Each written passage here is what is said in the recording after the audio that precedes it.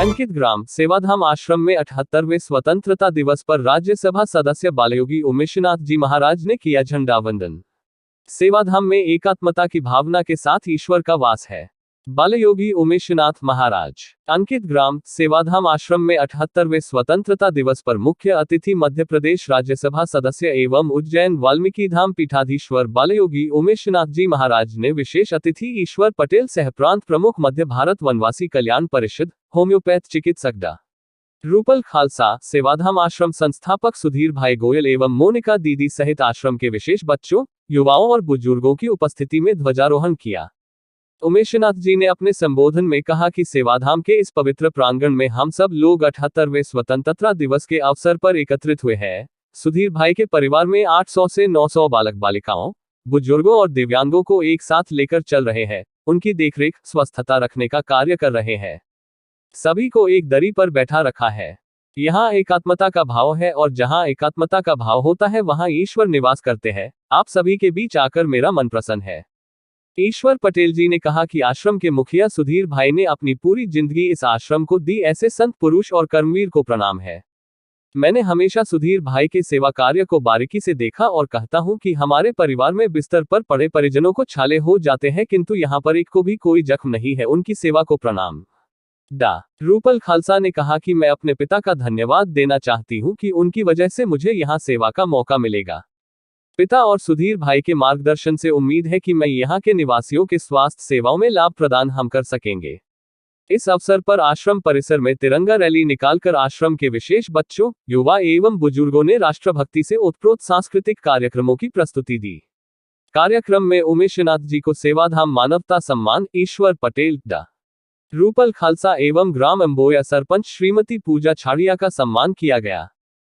बहुत गौरवान्वित महसूस कर रहे हैं कि हमको ये मौका मिला है और सुधीर भाई के हर बार नए रूप देखने को मिलते हैं। इन्होंने अपनी पूरी ज़िंदगी झोंक दी है यहाँ पे इन सेवाओं के लिए। और मैं आता हूँ तो यहाँ पे जो कई सालों से लोग सोए पड़े हैं सीधे, उनको पलटी करवा के देखता हूँ, कभी किसी के पीठ पीछे छाला नहीं रखा। और हमारे परिवारों में, दोस्तों के परिवारों में, अगर उनके परिवार में 2-3 महीने के लिए भी कोई सीधा बीमार पड़ जाता है, भले ही पानी वाला बेड लगा दो हवा, तब भी मैंने वहाँ छालों की समस्या देखी है। तो यहाँ जो सेवा है ये तो ईश्वरीय सेवा है, उनको ईश्वर ने ही ताकत दे रखी है। उमेशनाथ जी महाराज भी साथ में ही थे, राज्यसभा सदस्य अपने स्वामी जी, वो अभी निकल गए। आपका शुभ नाम है? मैं ईश्वर जयराम पटेल हूँ। इस समय अंकितोत्सव राष्ट्रीय पर्व चल रहा है, उसके 41वें जन्मदिन पर आज 78वें स्वतंत्रता दिवस पर हमारे अपने नगर के, मालवा के, राष्ट्र के गौरव बाल योगी उमेशनाथ जी महाराज साहब ने यहाँ ध्वजारोहण किया।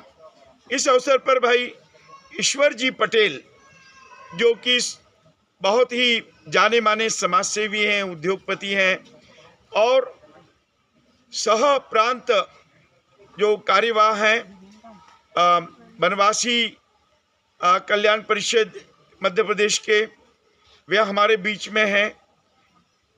होम्योपैथ जगत की एक उभरती हुई प्रतिभा जानी मानी डॉक्टर रूपल, जिनके दादाजी पिताजी का भी योगदान यहाँ पूरे देश में है होम्योपैथी में, वे हमारे अतिथि हैं। और सबसे बड़ी चीज़ है कि यहाँ रहने वाले हमारे अपने लोग हैं, जिनके बीच में हमने ये उत्सव मनाया। ये प्रेम, आत्मीयता और विश्वास का पर्व है और ये बना रहे, सद्भाव बना रहे। जो व्यक्ति इस भारत मिट्टी में जन्मा है, वो आज़ादी के पहले हो या आज़ादी के बाद में हो, ये भारत मिट्टी का उसको गर्व रखना है, सम्मान रखना है, इसका स्वाभिमान बनाए रखना है। यहाँ जात पात क्षेत्र भेद की बात नहीं है, धर्म भेद की बात नहीं है। हर भारतीय, चाहे वो आज़ादी के पहले जन्मा हो या आज़ादी के बाद में, वो एक भारतीय है, भारत माँ का लाल है। अब वो चाहे बांग्लादेश में चला गया हो, पाकिस्तान में चला गया हो, लेकिन है तो इसी मिट्टी का जन्मा हो, है तो यहीं के बीच, उसे ये भूलना नहीं चाहिए। कुछ बच्चों ने सांस्कृतिक प्रस्तुतियां भी दी हैं। कितने बच्चों ने सांस्कृतिक बहुत सारे बच्चों ने अलग अलग दलों में प्रस्तुतियां दी है। और ये बच्चे न केवल मध्य प्रदेश में अपितु महाराष्ट्र में, उत्तर प्रदेश में, दिल्ली में, कई स्थानों पर, अपनी गोवा में अपनी प्रस्तुतियां दे चुके हैं।